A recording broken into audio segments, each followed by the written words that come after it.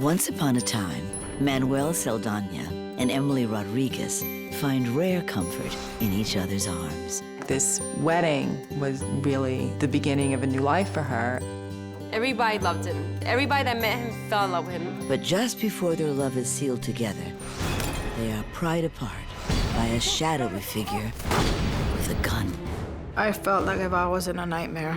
It all happened so fast. That was one of the most chaotic scenes I've ever been in. Screaming from everyone. And the only thing I could remember her said, muerto, which means death. For this couple, the honeymoon is over.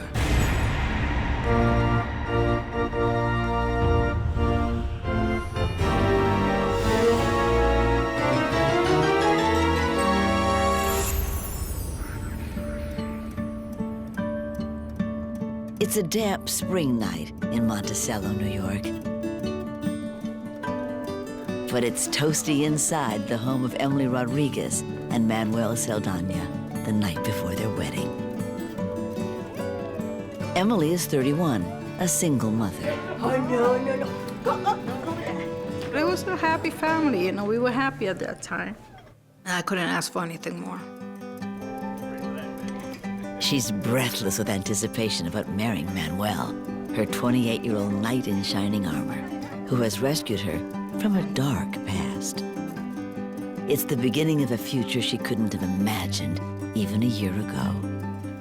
My mom and I were cooking the Spanish tradition, you know, arroz con gandule and pernil and sauces and everything that we had. As always, Manuel is doing his best to make Emely's dreams come true. Decorated for the reception with the help of family members who have traveled from all over to be part of the big day. My brother was very, very, very happy. On the first floor, they had tables, and they were all covered with white tablecloths, and everything was very nice. Oh my God, the nerves that I had. I was like all butterflies in my stomach. After all the hard times, Emely finally attained the happiness she deserved.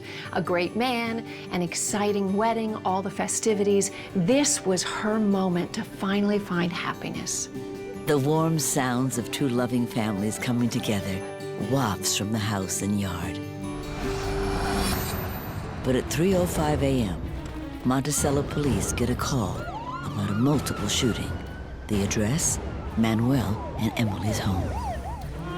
Once on site, they see a man with a shoulder wound yelling in Spanish. It's the groom's brother, Jose. He'll make it.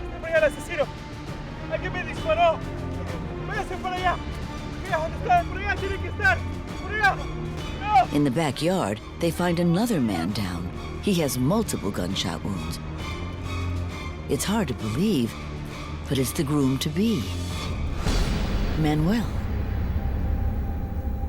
Inside, the woman he was about to marry, Emely, shot in the face and arm. She's in shock from her injuries and the realization that her dreams have collapsed on the eve of her wedding.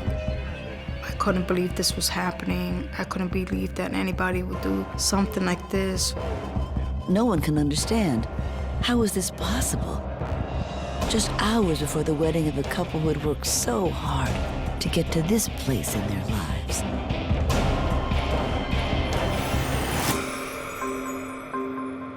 Emely grows up in a loving home, but in a tough part of the Bronx. In 1986, her stepdad moves the family to the quiet, safe town of Monticello, 2 hours west of New York City. But the peaceful surroundings don't necessarily mean an easy life for Emely. By her late 20s, she's delighted to have 3 kids. Unfortunately, her relationships haven't worked out. And the latest man in her life turned out to be abusive, dangerous to her and her kids. She blames herself, as abused women sometimes do. I was so down and out that I didn't care. I would think about my kids and I would think, You know what, they'll be better off without me. They don't need me. I'm such a weakling. I'm a nobody. That's the low self-esteem talking. Those are the remnants of the abuse.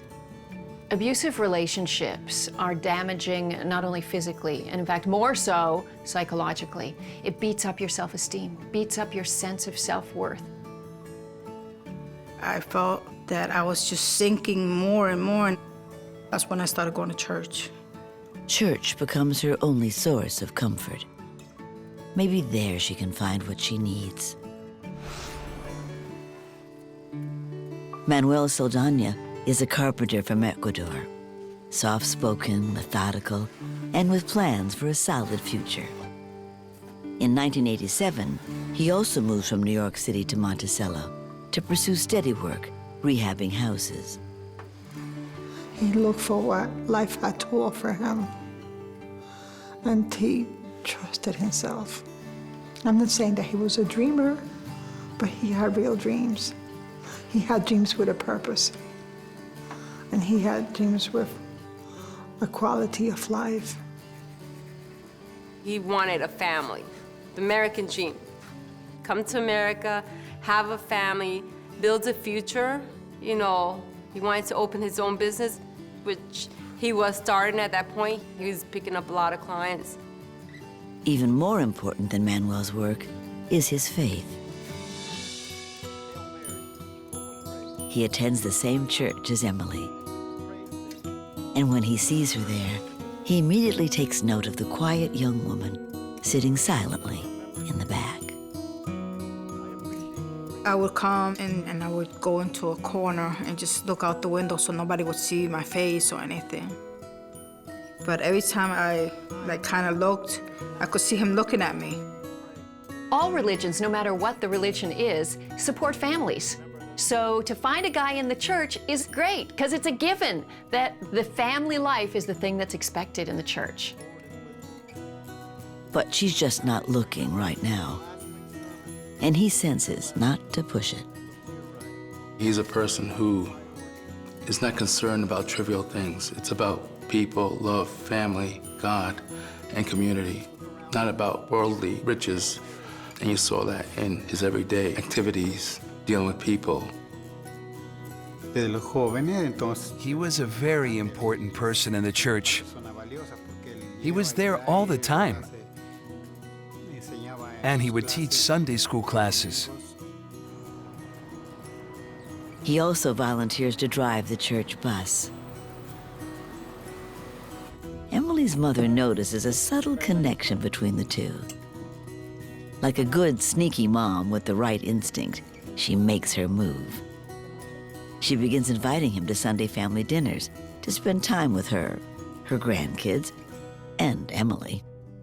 So I would go to my mom's house on Sunday, and he would be there, but I didn't talk to him at that time. I would just stay away. So my mom knew him more than I did. I love the sneaky grandma.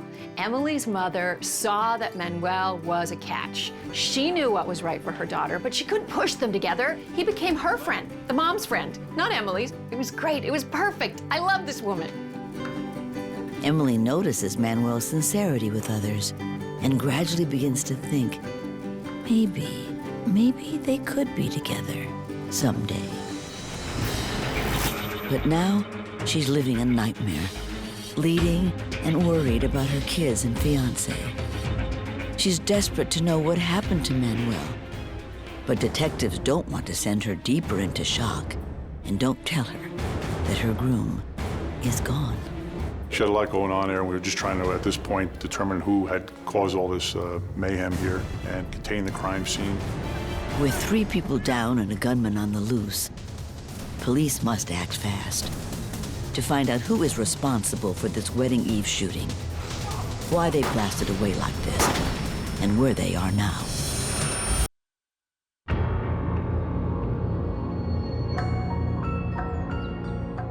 In Monticello, New York, 3 people are shot the night before a wedding. Police learn it was a lone gunman, and he fled into the nearby woods. Everyone fears he'll return for more blood.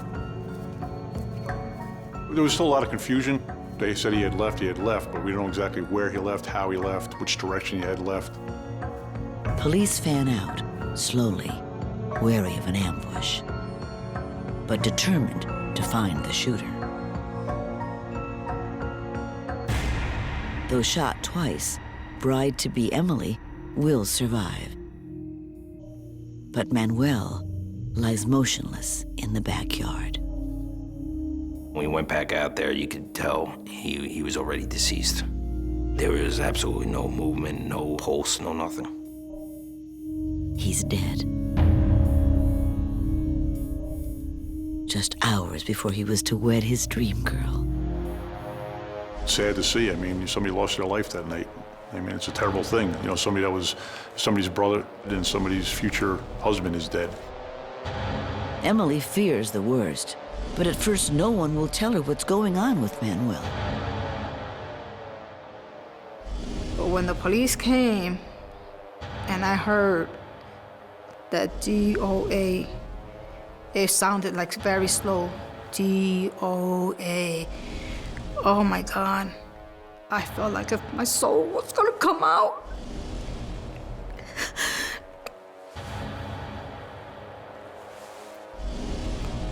Because I knew what that meant.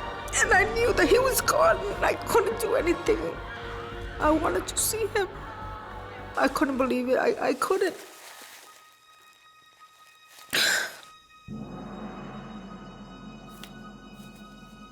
He didn't deserve it. He didn't deserve it. Emely's kind and thoughtful fiancé, the future father of her children, is gone. No one could have imagined an ending like this. When just 2 years earlier, the couple was slowly beginning to connect. Her mother sets up dinners they both attend. Manuel can see that Emely is a wounded soul. One time, he came up to me, he tells me, "What happened to you?" And I looked at him and I really wanted to say none of your business, but I'm like, oh, you know, I'm going through a bad relationship. And, you know, I started talking to him. I felt that confidence in him that I started talking to him at that time. I'll be here when you need it. He gently explains that he understands. He grew up in an abusive home. He lets her share at her own pace.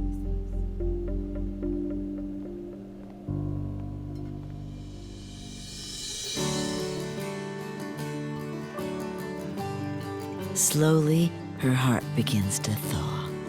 Despite her defensive instincts, she just can't find anything wrong with Manuel. He had so much life in him, and he would just give whatever he could to help anybody. It didn't matter who. If he saw somebody who needed something, if you need $2, $3, you want to eat something, let's call. He'll buy it for you. You know, he was a good person. The nicest man in town. Oh, no, Father. We're just friends. Okay. We're just friends, Father. Just good friends. Emely and Manuel see each other often, but always in group settings, mostly at the church. I told him, you know, let's go slow. Let's see what happens. Let's give me time. And that's what he did. He gave me the time I needed. It sounds crazy, but you know, when you're used to abuse, having someone give you genuine affection sometimes feels terrifying. This is uncharted territory. So she's questioning how much she can let her guard down. Is it safe to feel close and be emotionally intimate with somebody? That's the thing she flirts with in her mind as Manuel gently, slowly tries to draw her heart out. They share more about their pasts. Emely confides that she's been hurt so often, she has a hard time trusting. She tells Manuel her last boyfriend, a guy named Eusebio, was possessive and confrontational. He didn't want me to better myself. He got mad because I started going to school. When I went to work, he was like, oh, who's your boyfriend? I want to see who you're working with, who you're messing around with over there. Manuel tells Emely he will always encourage her and treat her with respect. And he has a story of his own.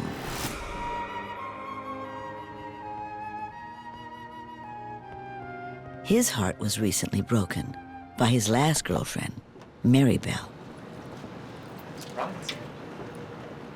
You and I need to talk. Back then, he thought he wanted to marry her. And I told my mom, he's moving too fast for me. Because at that point, I really wasn't ready for marriage, you know. So I told him, let's be friends. You know, I'm not ready for this. Manuel takes the breakup hard. And that hurt me even more because he was a good guy, but I knew that I wasn't ready for that commitment that he was ready for.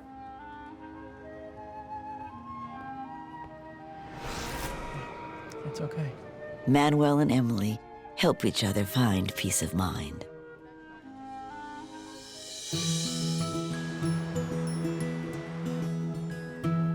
And with each passing week, she becomes more convinced that Manuel is the real deal, and not like other men she's known. She begins to trust again. You know, this is a nice guy. You know, he's never hit anybody. He's never talked bad to anybody. And that's what made me say, maybe I'll give him a chance. Emely was exposed to violence. This is part of her wiring of what is kind of a normal relationship. Manuel was the one who helped her rewire her brain, who helped her relearn that you don't take abuse. Over time, he gave her consistent love, respect, and affection. And after a while, she came to accept that and understand that that is love. Manuel also forms close bonds with Emely's mother and her 3 kids. My kids just click. They just like, wherever Manuel went, they went. He loved them. And you know, kids are a good litmus test. If kids don't like somebody, you better trust that gut instinct with children. But they loved Manuel because he was a true good guy. But now, Manuel lies dead in his backyard, the night before his dreams were to come true. And the killer is still out there. Was it a planned attack on the groom from an enemy no one knew of? Or a random sniper, some shadowy madman picking off strangers? Police scramble to track the gunman in the dense woods before he strikes again. It takes Emely Rodriguez 2 years to learn to trust again before she's ready to marry Manuel Saldana. But the night before the wedding, Manuel is murdered. His brother and Emely shot. Witnesses say the gunman fled into the darkness. We knew he had left the immediate backyard, but it was a wood line back there, and we could still be in there watching us or getting ready to take a shot at someone else. Police search the woods behind the house. Is he out there, aiming his rifle at them, ready to fire? Carefully, they clear each section of the woods. We kept on clearing further and further till we knew that we contained the actual area and he was gone. Clear! But where did he go? And why did he do this awful thing to this happy couple? A year earlier, as they began to date, Emely explains why she's so cautious, sharing more about her troubling past. And her last boyfriend, Eusebio Torres, who grew increasingly possessive and violent. Why are you doing this again? You always like this. I got beat up really, really bad. I couldn't even get up from the floor. When I looked at my face, I'm like, oh, Jesus, what am I gonna do? It doesn't end. Abusers don't give up.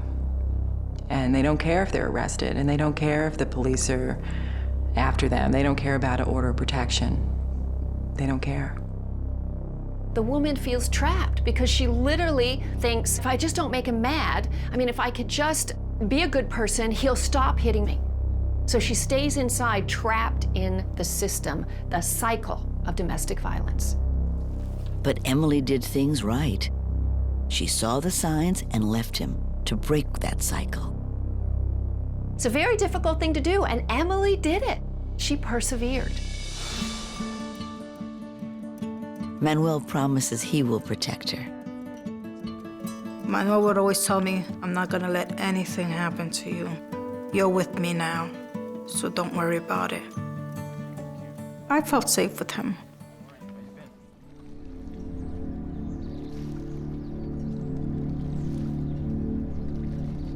But Monticello is a small town. And it's hard for Emely to completely avoid her ex, who obviously has not moved on. He came by my mom's house one time. I'm like, Mom, look out the window. She's like, oh my God, Emely. Her mom calls for help. He gave me that grin. I know where you're at. I'm following you. And I'm never gonna forget that face, that look. His eyes were the same, evil. Then they would just like pop out. And that grin on his face. Oh. Sometimes when I sleep, I could see that face. That night, Eusebio slinks away without harming her, luckily.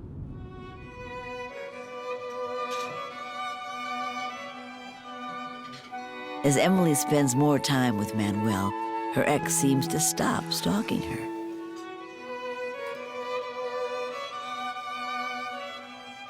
After dating nearly a year, Manuel takes Emely out for a romantic dinner. Excuse me. She can tell something's up. Can I please have all of the roses? We were talking. He bought me flowers and said, I need to ask you something. And I'm like, what is it? You would make me so happy if you would marry me. And I'm like, I couldn't say, the words couldn't come out because I'm like, you sure you want to marry me? I have 3 kids. She says, whatever it takes just to have you. And then I said, let me think about it. Take all the time you need. He doesn't press. He knows her. She needs a little time.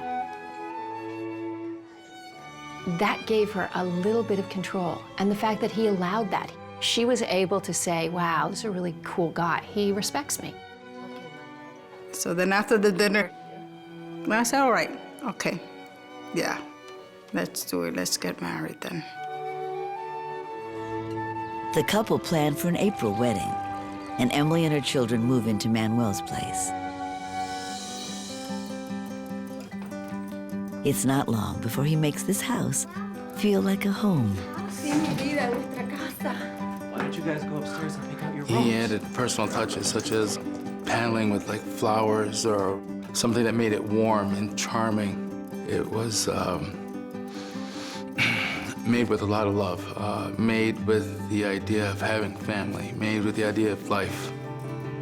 Emely works long hours as a nurse's assistant, and Manuel makes sure she feels loved. And every night that I came home, there was something new. And one time I came in and there was flowers all over the living room. I'm like, oh my God, what did you do? What did you do? He's like, oh, this is for you. I want to make you happy.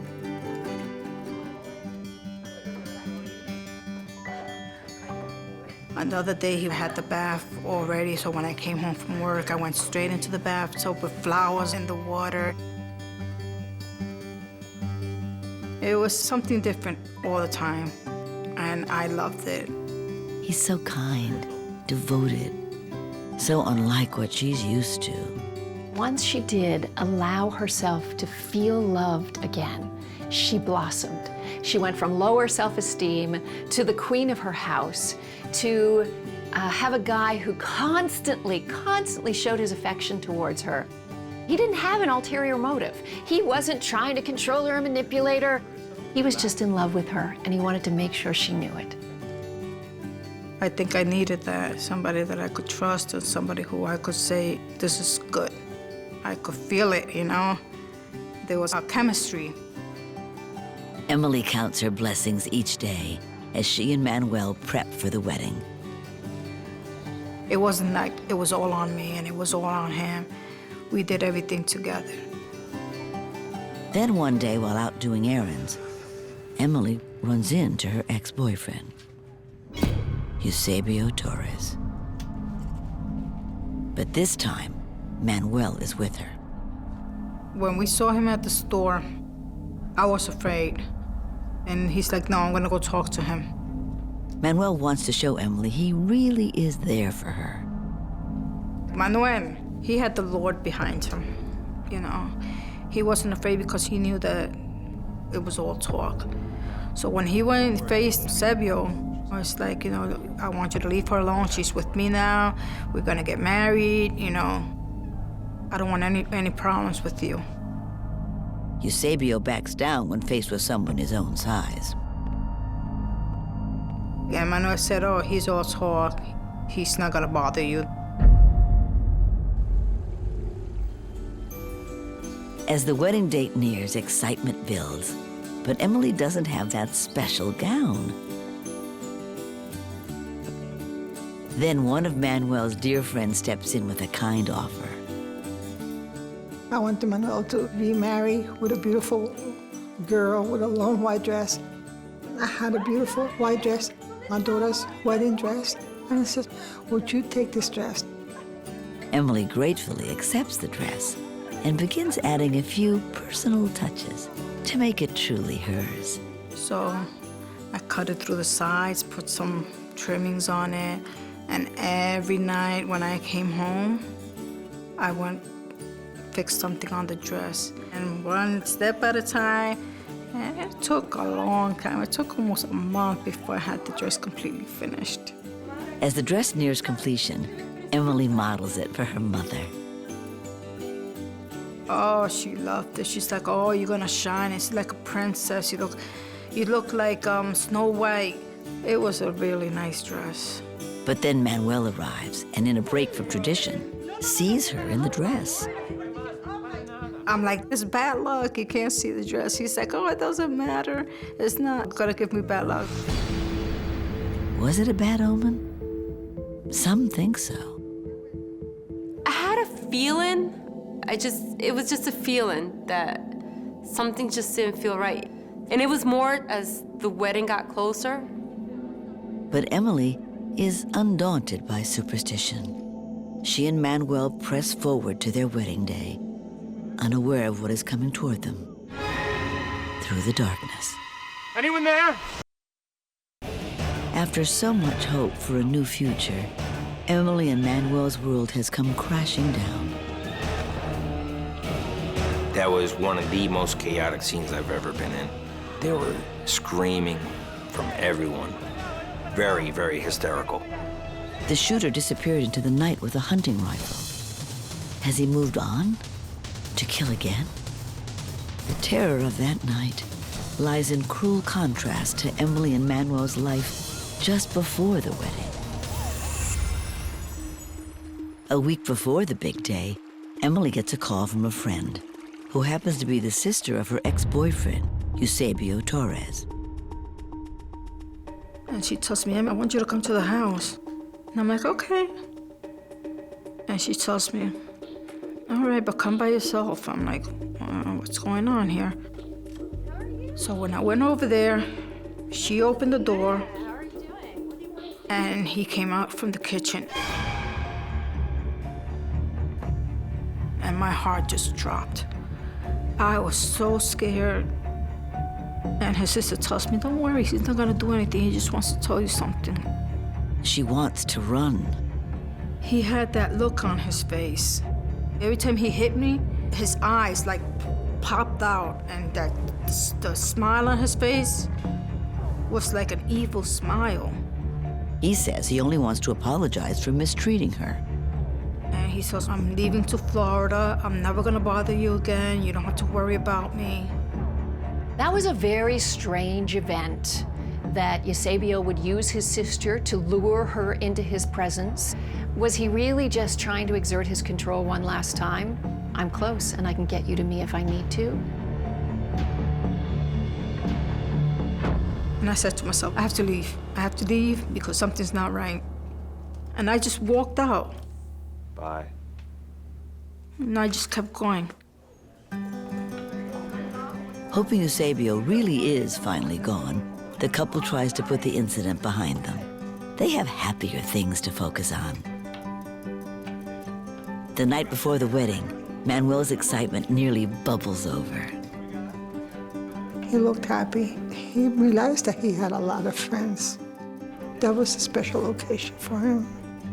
Sí, estuvo muy contento. Yes, he was very happy. As a matter of fact, when I got to Monticello that night, he took me around to show me everything he had done to the house, how he fixed it up, everything. It was gorgeous. And I'm like, oh my God, the day's coming, and I'm not finished with the dress. The day's coming, and I'm not finished with the souvenirs.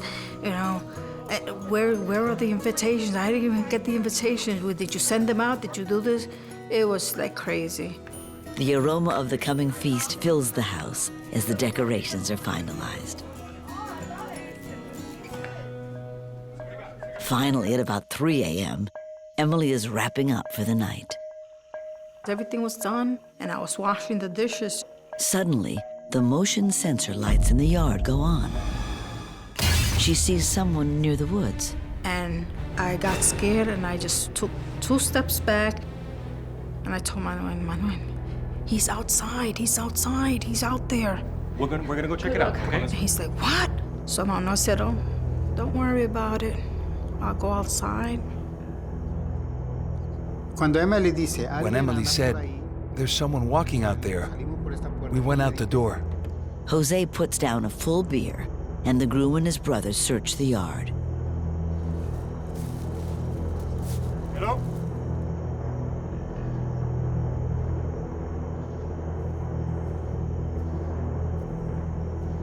Hello? Hello? They don't see anyone.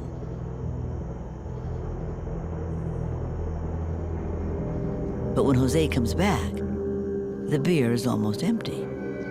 Could it have been some teens looking to score booze from the party?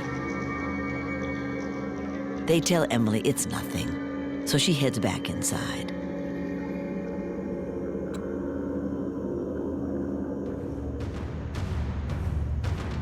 Then, the motion sensor lights come back on.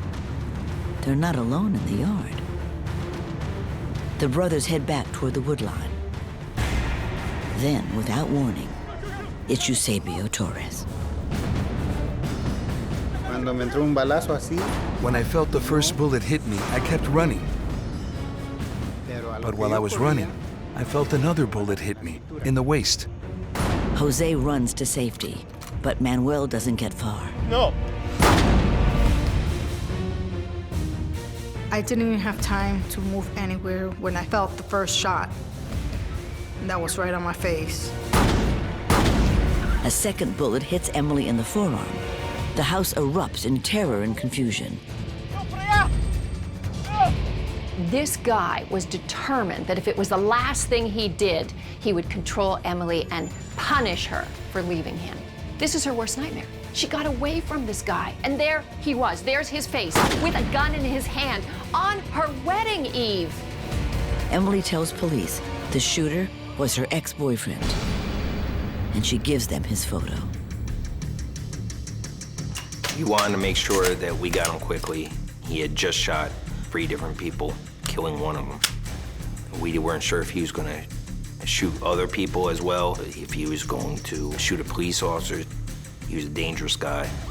They have to find him before he flees town. They believe him to be armed, extremely dangerous, and ready to kill again. They will be right on all 3 counts. Manuel Saldana has been murdered, and his bride-to-be, Emely Rodriguez, shot by her abusive ex, Eusebio Torres, who struck as the couple decorated their home for their wedding reception. It was a place that had been violently interrupted. People in that house had spent the evening hanging pink decorations and pink crepe paper and bunting and moving tables and setting up buffet. It's the most optimistic thing in the world, a wedding and decorating for a wedding. And Eusebio fell like a guillotine on that. It's stunningly heartbreaking. The night has become surreal. I felt like I was in a nightmare. It all happened so fast, and since the time that I saw him through the window, I knew something was gonna happen, but I didn't know that he had a gun. Her worst fears have been realized. Eusebio kept his promise to control her forever. And he told me, if you're not gonna be with me, you're not gonna be with anybody else. I said, I'd rather be dead than to be with you. And if that's gonna be the case, well, so be it. She knew he was violent, but never expected he would commit a massacre on the eve of her wedding. He was out of control and psychotic. It was the wedding. It was the wedding that made Eusebio snap, absolutely snap, because this was the thing that said he would never get her back. At the hospital, doctors stitch up Emely's face. The same face that was supposed to have been adorned with wedding day kisses from her new husband. I was just more concerned about Manuel. I wanted to see him, and they wouldn't let me see him. Her dear Manuel had kept his promise to stand between her and danger, and he paid the ultimate price. Though she couldn't have predicted the shooting, she still blames herself for underestimating Eusebio's rage. If I knew he had a gun, I wouldn't have let Manuel go out there. I would have called the cops right away. If, you know, you think about things afterwards, and you can't change the past. It kills you because you could repeat it in your mind 1,000 times, and you still get the same answer. One of the most frustrating things about this story, and one of the most horrifying, is that Emely seemed to have done everything right, that she took the abuse seriously, and she did call the police, and she did tell friends that he was violent, and she broke up with him. He still didn't go away. He didn't stop until he had ended it all. Now police have to find Torres and take him down. With an address on file, they race to his apartment. We weren't sure if he was there. We weren't sure if he was gonna flee the country. We weren't sure. But the next step, logical step, was to take a look at his house. They surround the apartment, securing the perimeter.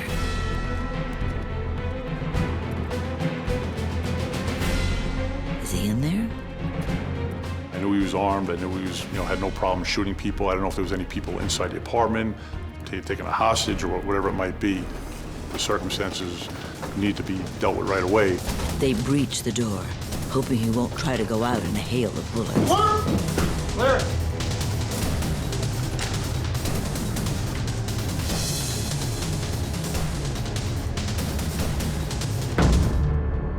But Torres is no longer a threat. The head was slumped. At that time, you could see the blood coming out of his head. It was code red right there. He's dead from a self-inflicted gunshot wound to the head. He left no suicide note, but the TV has been shot out. Had he seen his reflection and fired? He must have known he was going to be caught. maybe he was beginning to realize what he had done and how irretrievable his life had become in those moments. News of the tragedy spreads fast. The entire community aches over the loss of Manuel Saldana. I was very devastated. I was like, why is he gone? There's bad people out there in the world, and good people that could make a change are gone. Like, I still couldn't understand it. Like, why? Why him? From all people, why him? Mourners fill the church at his funeral. Yeah, I was just numb. All I could feel was my tears coming down. I couldn't say anything. I combed his hair the way he liked it, and I looked at him and I gave him kisses, and people were looking at me like I'm crazy, and it was a really rough time. Manuel's death devastates Emely and her kids. I mourned for him for almost 5 years after he died. I held on to the dress, I held on to all the souvenirs, all the invitations that were left. Everything was in the box the same way. When it happened, I would not get rid of it for nothing. Those were my memories. Nobody could touch them. Eventually, as Manuel would have wanted it, Emely finds a new love and marries. Manuel's loved ones still feel his spirit. Oh, sí, sí lo sé. Oh, yes. Yes, I feel it very much. Because he was an excellent brother and a very, very good person.